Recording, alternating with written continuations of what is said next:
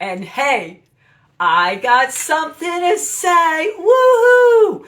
Pat Nogar is in the house today. Yay! I am so thrilled. I had the opportunity of chatting with her prior to her coming live. And I said, this is a series. Your life is a series. I mean, there were so many pieces that I wanted to dive into deeper. And I thought, okay, fascinating woman. I could have listened to her forever about where she grew up, her family, how much she loved them, the new family she made. It was just so much fun. And I just kept listening and listening. Oh, there she is to all her stories. Hi, there I I was just am. bragging about you, Pat. Oh, yeah. Yeah. Wish I could have heard that. Well, How are you? I was telling them I had the privilege, which I always don't get, to chat with you before you came live. And I was thinking, how the heck are we getting all this in? And I know you have a big night tonight. True. Yeah. That's true. It's a lot to cover, So isn't it? Pat's having a Galentine tonight. Let's tell them about that, which I am lucky enough to I am. attend. And I'm excited. And I see you got your pink Well, hearts on I'm already. changing. I'm actually going to put red on for tonight, which I normally wear. I'm wearing red. Ooh. Yeah, stepping Ooh. out with my red lipstick. All right. I All right, can't wait to so see let's you. just dive into it, how I met you. Now, I may or may not have been in my PJs for the first. I think you were. Well, actually, the first time I saw you in person, you were actually it was at the Sim City event, but we didn't get Oh, to you chat. saw me, doing my dancey thing. Yeah, yeah. Yes, yes, yes. And Which then you came to my house for the pajama was party. so much fun. The house was amazing. But this is why I really wanted to go. Pat loves Christmas. And I heard this rumor Yes, I did. that she had maybe 7 trees. I wasn't sure. So, Twelve. and I thought, I love Christmas. I only have 3 trees, but I need to hear the story behind all these trees.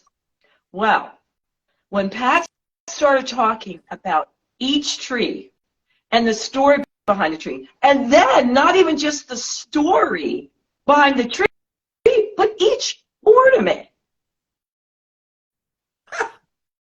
Please tell them how and why you got into collecting these beautiful trees and the ornaments. Let's just start with that because I was happy, then I was sad, then I was, happy, then I was crying. I mean, it was just such a beautiful, each tree had a theme and each ornament. And how did you remember Each everything? tree has a story. Yeah, I do. Each tree has a theme, and each tree has a story, and each ornament has a story. It started really. It probably started with my mother, who was a true Christmas queen, which is how I guess I became one. She absolutely adored Christmas, and every year I would create a different theme around her tree for her.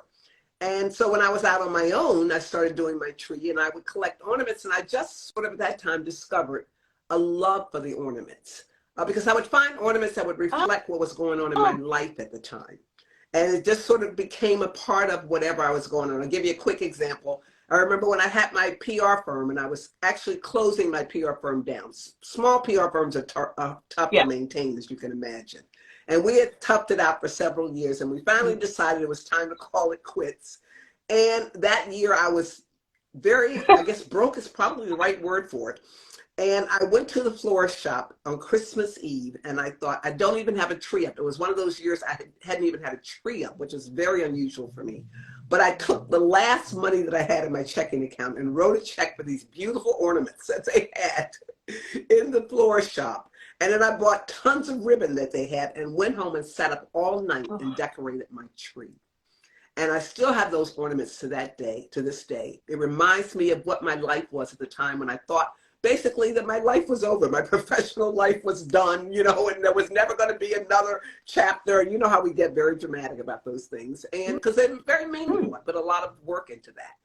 But every time I pull those ornaments out, it reminds me of that period in my life and the lessons that I learned and the friends that I made and the things that I learned. And so the ornament collection, I think, began in earnest then. I would find things that reflected the chapter of my life that I was in, or someone would give me something so the ornament would remind them, would remind me of them. And the themes came about because I was at a friend's home one day for dinner, my husband and I, and she had the centerpiece of her table was this lovely little Christmas tree that had Waterford crystal ornaments on it. And then there were candles on either side, and the light from the candles made those Waterford ornaments just sparkle. And I thought, how beautiful is that? So I then started buying Waterford ornaments. And as you saw, I have a crystal tree now that has about 150 crystal ornaments. Forest, Waterford, Baccarat, Swarovski, you name it. And so that's kind of how the things began. It was like whatever is going on in my life, a tree grows out of it. I absolutely adore zebras because zebras are one of the few animals, probably one of the only animals in the world that cannot be tamed. And that appeals to me. It's like I'm not a person that you could easily tame. And so I developed a zebra tree. So the trees really came because of my life. And so when you walk around and look at my trees, you really are traveling through the years of my life. I know. And it was, and the fact, I have to be I'm honest with you. I wanted to go near the tree, but not so near the tree. I was so afraid I was going to be like, oh my God, I love that. So, yes, there are some ornaments that are pretty valuable on some of those trees. One in particular, and that's why I keep it on the second floor landing away from most of the traffic. That's the one you're talking about, right? That's the Patricia Breen tree. That also is the 12 Days of Christmas tree. And there are some of those ornaments on that tree that actually right now are selling for up to $400 an ornament. And you know, so they're very valuable. I take very good care of them, as you can imagine. I'm a bargain hunter though. I will shop all year round. So I will buy those ornaments when somebody's having an estate sale or, you know, something like that. And I usually can get some pretty good prices for them, but then I hold on to them and the value just continues to climb. So that tree has gotten to be pretty valuable. And of course, the crystal tree is pretty valuable in and of itself too. So yeah, it can be. My husband is not allowed to touch them. Okay, I'm the only one who can hang ornaments so and take them the off. questions are coming in, Pat, so I'm going to try to answer just a few of them. Okay. All right, the biggest one I'm sure you get all the time. How long does it take you to put all your trees up? They want to know. And they ask, did your husband help? You just answered that. Check, he does not help. So when do you start this process? June?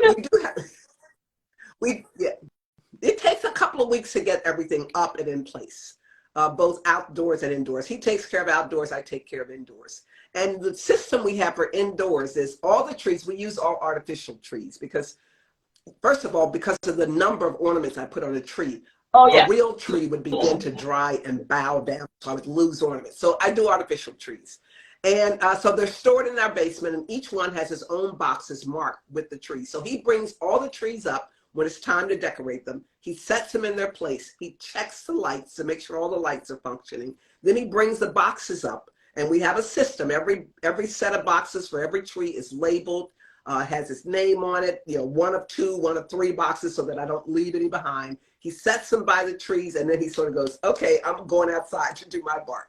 And he leaves me to decorate the trees. And it takes me, depending on what's going on in my life, it takes me a week to 2 weeks to get the entire house done. And that includes all the other stuff that I do in addition to the trees. So I've had a dear friend who I call my Christmas elf, who's been coming to help me for the last 4 to 5 years, my friend Maureen. And under pressure, we actually got everything done this year in, I think it was 3 days. I want a Maureen.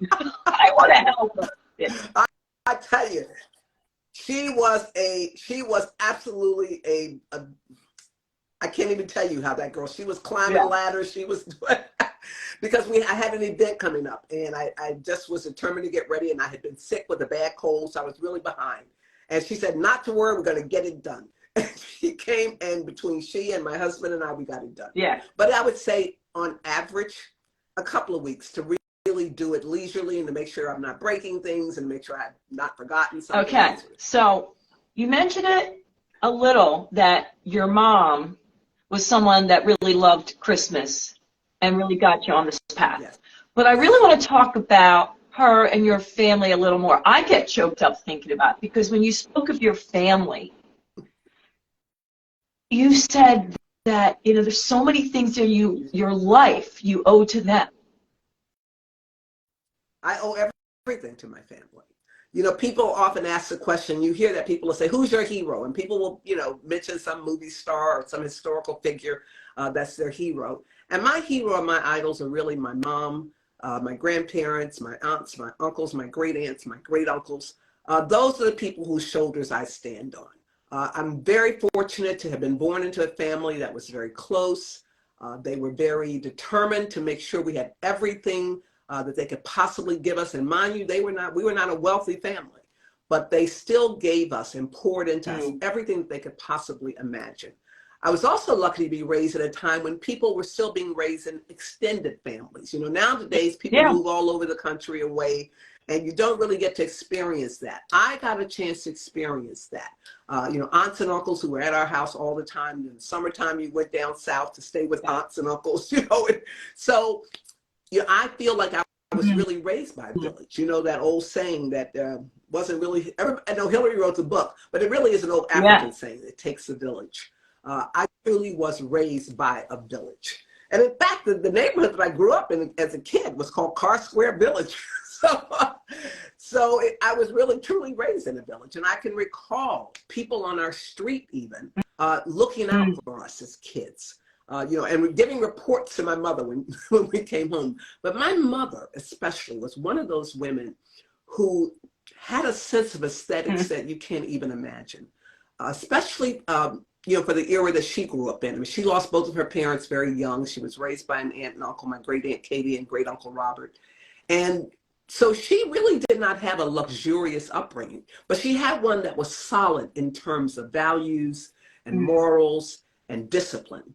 And so she grew up with a strong work ethic and a strong sense of what she wanted to do with her life. Even when she couldn't achieve it, she just kept at it. And so I was raised with the sense that you can do anything, kid. You know, it's like the world is yours. There are no limitations. Don't let anybody tell you there are limitations. I don't care about your sex, your color, doesn't matter. You get to decide what you want to do. And so, you know, I can remember my great aunt Sarah, who was a very unusual woman. She was married to a Methodist minister. She helped him in his business. He was a realtor. He was actually a real estate broker in St. Louis, probably one of the first Black real estate brokers in the city of St. Louis. And she lived a pretty good life. She had a long car. Sometimes she even had a driver, you know. So we would love to go visit Aunt Sarah because she was the rich one in the family, you know. But I can remember her saying to you, she would walk up behind you and take the palm of her hand and shove it into the small of your back and say, stand up straight. Don't you know who you are? You're somebody. And, you know, she didn't allow you to even slump in her presence. So when you're raised around people like that who are constantly telling you that you're somebody, you know, how do you not strive to bring everything in your life that you can possibly bring in? So I sort of grew up like they were, you know. I just thought that everything was possible. What a gift.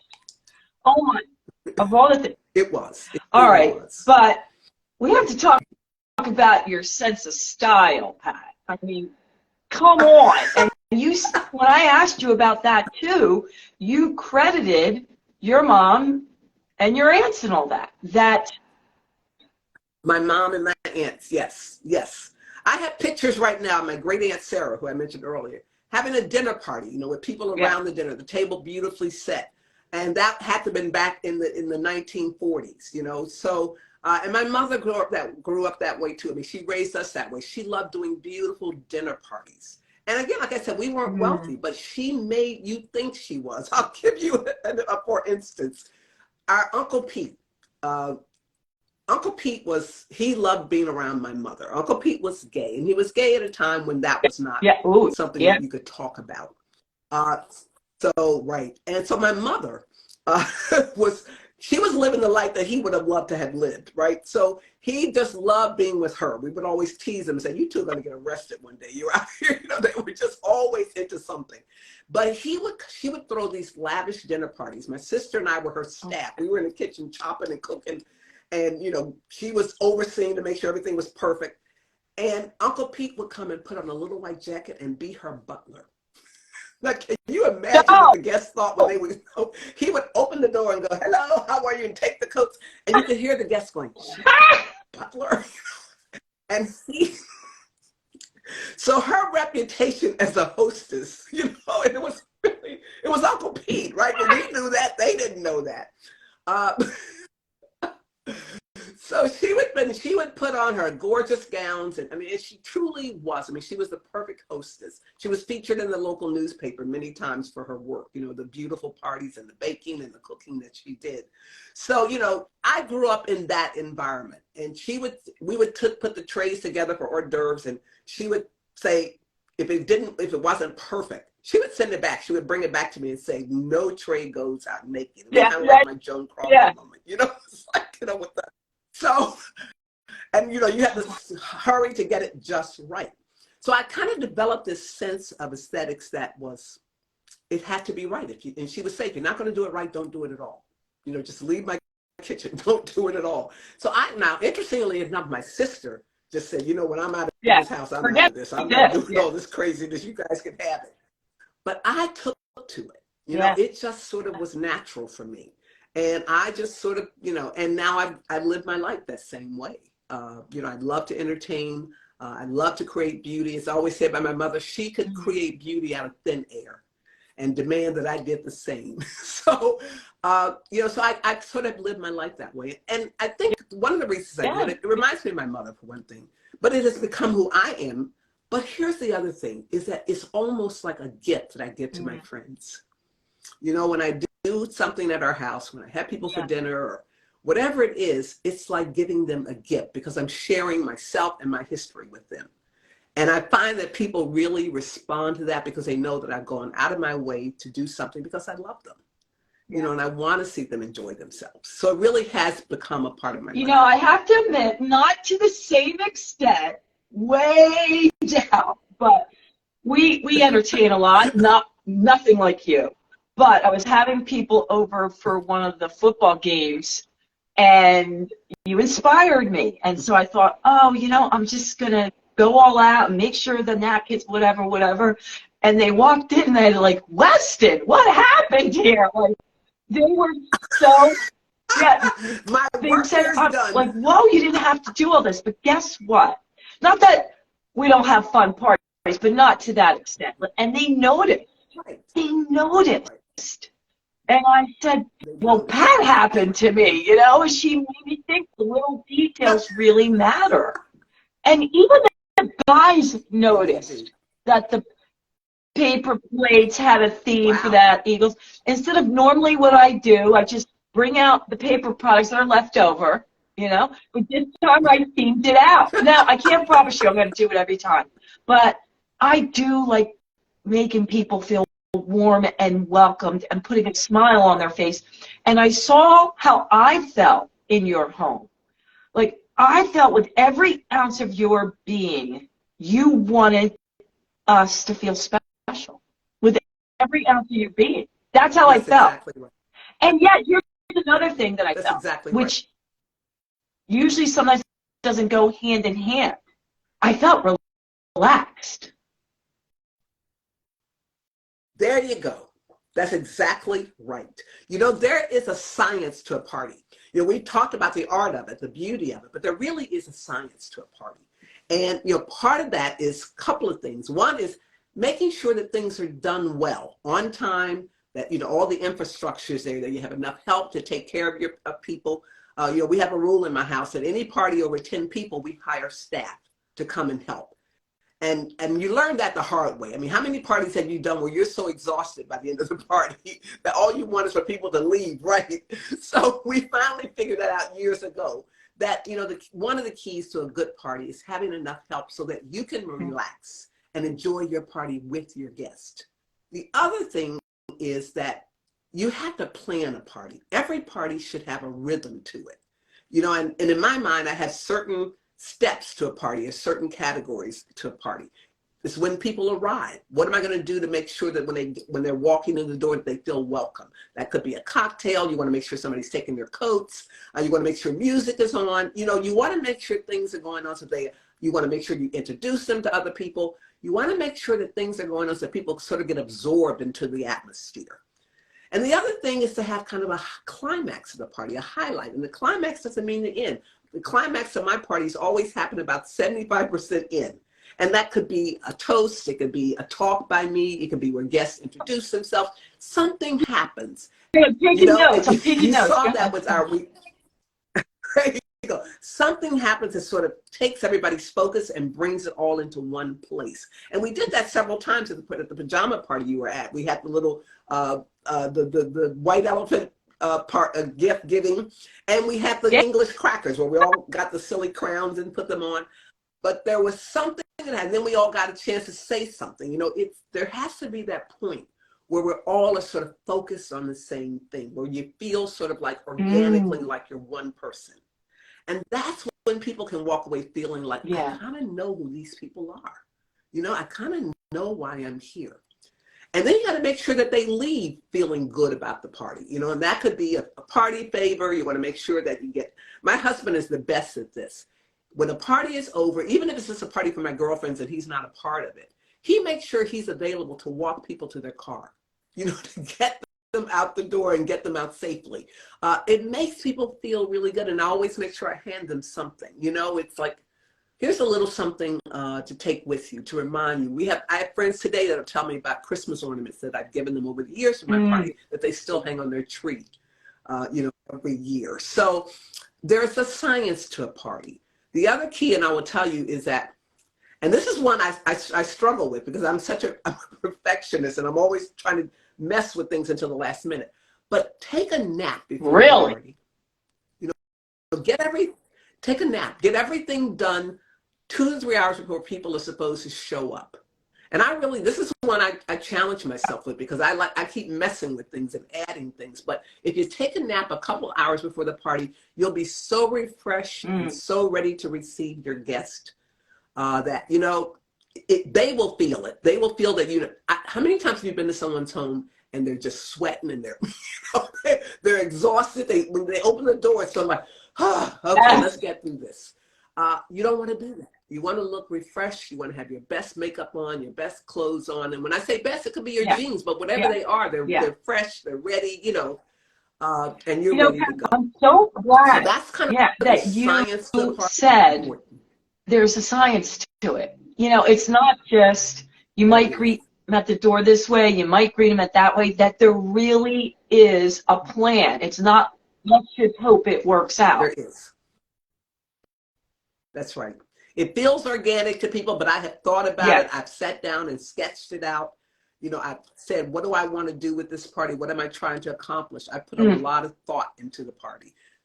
So yeah, it is it's an art, but it's also all right. They want to know, I'm getting this a number of times. They want to know, what does living well to Pat mean?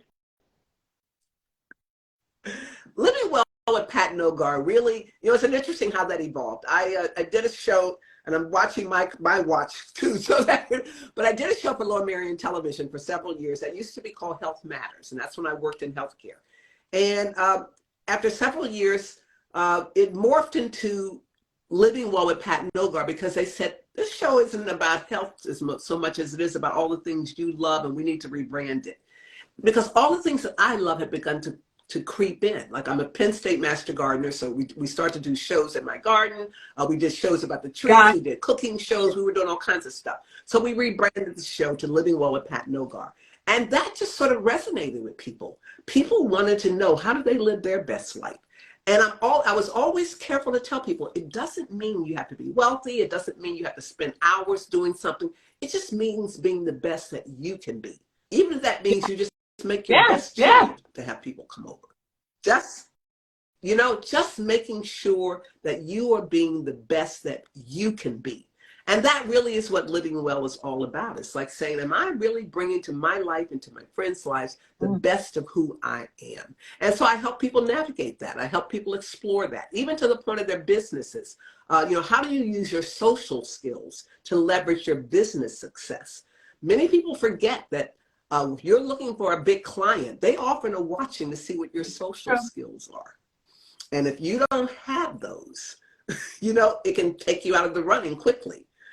If you can invite someone to your home and be ready to pour them a lovely glass of wine, then not even have to be expensive, but have a small bar set up. You've invited them into your most inner sanctum, your most intimate belongings, and they feel like, I must be special. They've invited me in, but more importantly, you're ready to invite them in. How often have you said, I'd love to invite people over, but my house just isn't ready? So just, and that could mean the difference between making a deal and not making a deal. So, my goal in life really is to share with people the power of living your life well. Which you've taken it then up another notch and formed another group specifically for women at a different stage of their life, the Sophia group. And I asked you, why Sophia? And you said it's Greek for wisdom and intelligence. Tell us a little bit more about why you formed that group. Well, because as I went to networking events, and there are millions of networking groups all over the country now, and they're lovely. I absolutely adore them. I love meeting women of all ages, but many of these were dominated by women in their 20s and 30s and 40s, and they weren't facing the challenges that I was facing at my age. And so while I adored their energy, I adored where they were in their lives, because I'd been there at one time too. I really needed to talk and share with women who were where I was in life, women of a certain age. So I sat and thought, well, okay, I'm the one who feels the lack of that group. I should create that group. So I created the Sophia group. It's an online support group, and we meet in person as well. And we talk about everything from life transitions, which is really the core of what Sophia is. How do you navigate life transitions, whether it be approaching widowhood, divorce, starting a new job, starting a new business, moving to a new city? How do you navigate that when you're older and you're feeling like, one of the things that happens when we get older is we become invisible. It's like you walk down the street and men no longer go, woo, or you go to a job interview and you feel like the younger woman has a leg up. That you're just sort of invisible. Or if you're already in the job, you keep getting passed over because you're getting older. And so, how do we help each other stay on the stage? I say to women, younger women, don't look at me. I'm not leaving the stage. I'm here for a while, So I'm not giving up my place on the stage. So how do we help each other do that? And that's what Sophia does. We have book clubs. We have parties where we get together and cook. Tonight, we're doing our Galentine event at Santuosa, which is a BYOB owned by one of our members. You're coming. And we're getting together because, not everybody has a husband or a boyfriend that takes them out on Valentine's Day, or not everybody celebrates that. But why not get together as women and just celebrate that? So tonight, a bunch of us are meeting for dinner and cocktails. I have a little cocktail napkin. It's so cute. It says, all you need is love, and then love is scratched out, and underneath is cocktails. All you need is cocktails. And that's what tonight is about. I've got a signature cocktail, which I've become known for, as cocktails. I've got a signature cocktail called the Perfect Match that I'll be making for ladies tonight. Some of the women are bringing wine. One is bringing a chocolate truffle wine, which I can't wait to try. And Mary, which is a beautiful restaurant, Santa Rosa, will be offering absolutely a great menu. And we're just going to spend the evening enjoying and loving each other. And that's really what Sophia is about, being there for everybody, for each other. There was one time we had a thread on where we actually talked about should women of a certain age wear red lipstick. And that went on for 3 days. That discussion it was very important to people. Those are things you couldn't talk about to a 20-year-old, So these are the things we talk about. And some of the women offline get together and have coffee together and chat and have formed friendships and bonds. I just absolutely adore this group because we really are at that age where we need to sometimes reinvent ourselves, and you need help doing it. And that's really. Before we go, I want to make sure they realize that you didn't grow up here. And you told me that when you moved here, you made your own family. I had to create my own family. I had to do that. I kind of live my life. I love movies, and there's a line in Jaws where Roy Scheider is they're out on the boat, and they see the great white shark for the first time. And Roy Scheider turns to the other guy and says, "We're going to need a bigger boat." And that's kind of how I felt when I moved from the Midwest to Philadelphia. I need a bigger boat. It's like, it wasn't, I needed people around me to help me learn this culture, to understand, to not be lonely, to sort of make my way. And I created my own family because I didn't have family here. All my family was back in the Midwest and in the South. And so I've met friends who've really become family. My church has become my family. I've got, people that we have little text group, message groups on Facebook that we send messages back and forth. I had to create my own family. And that's what I encourage people to do. Family is not always blood. It's often the people you choose or the people who choose you. So that's what I had to do. And I've not regretted. I've been here, I guess, almost 30 years now we've been here.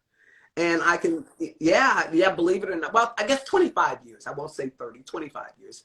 But I can say without a doubt that I have family. And I think I'm so glad I wanted to get that in, because I think it's really important too as you get older, because some people not just move away, they go into their next life, and you can get really lonely. Right. And you get very lonely. And one of the causes of early death is loneliness.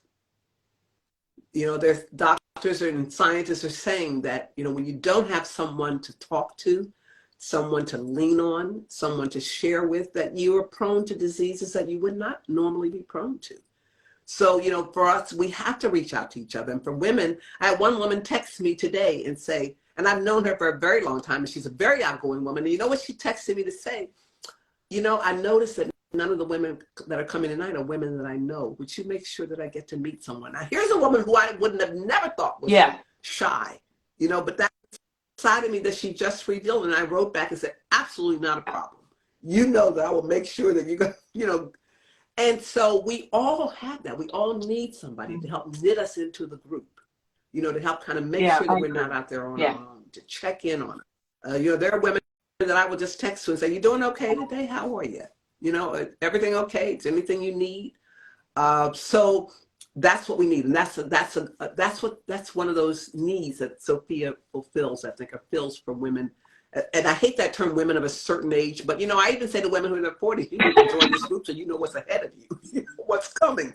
I used to tease my mother about her getting older, and you know what she said to me one day when I was teasing her? She looked at me and said, "There's an old lady." Whoa! Snap, Mom! And you know what? She was right. If you keep on living, it comes to us all, right? So that's what we do. We help each other navigate those waters. I just always say it's another chapter in my journey. It's just another chapter. All right, hey, I got something to say. I'm going to say you're going to want to share Pat Nogar with everyone. And don't worry if you missed it from the beginning, because when Pat and I are done, I'm going to push record. And then I'm going to put it on all platforms. So you'll be able to share it either on Instagram, Facebook, or LinkedIn, whatever you'd like. Thank you so much for being on the show. You're so welcome. Thanks for having me, Sandy, and I look forward to drinking wine with you tonight. All right. Toodles. Bye, everyone. Take care. Bye.